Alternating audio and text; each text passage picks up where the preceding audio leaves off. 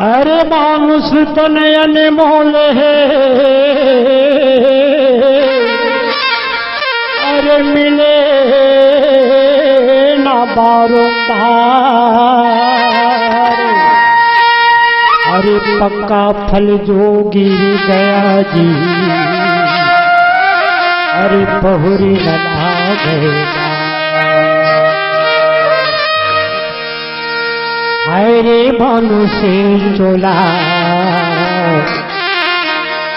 बरजथों में हाथ तोला, कैसे भजनेला भोला के, कैसे भजनेला भोला के।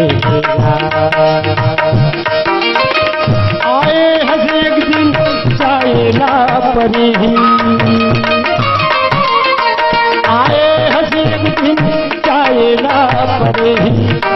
तुरहिला जैसे आया, तुरहिला जैसे चुला, छोड़ेला पानी है सनवारी मुरभिया भुला गे।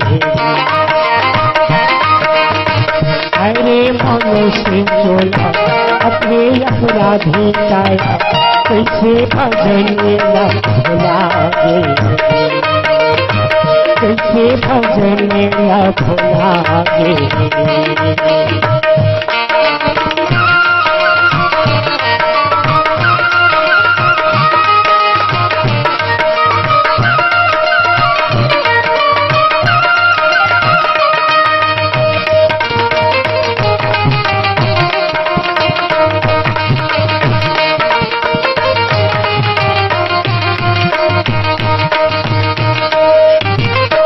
जवानी महल अटारी में आवे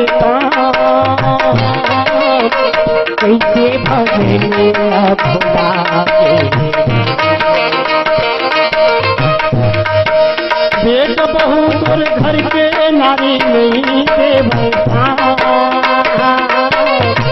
कैसे भजनेला भुला गे।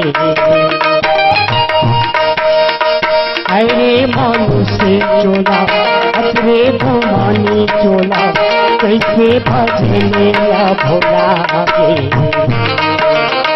कैसे भजनेला भोला गे।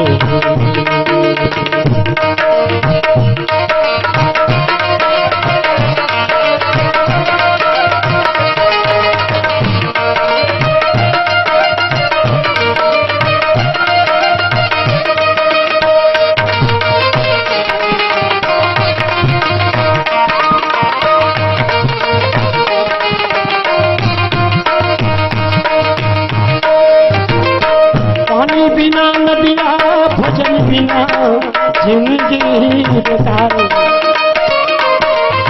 स्वार्थ में साफी धन खबैया है हजार, कैसे भजनेला भोला गे। अरे मनुष्य चोला बरजथों में हाथ तोला, कैसे भजनेला भोला गे। अरे मनुष्य चोला बरजथों में हाथ तोला, कैसे भजनेला भोला गे। आए हज एक दिन जाएला परे,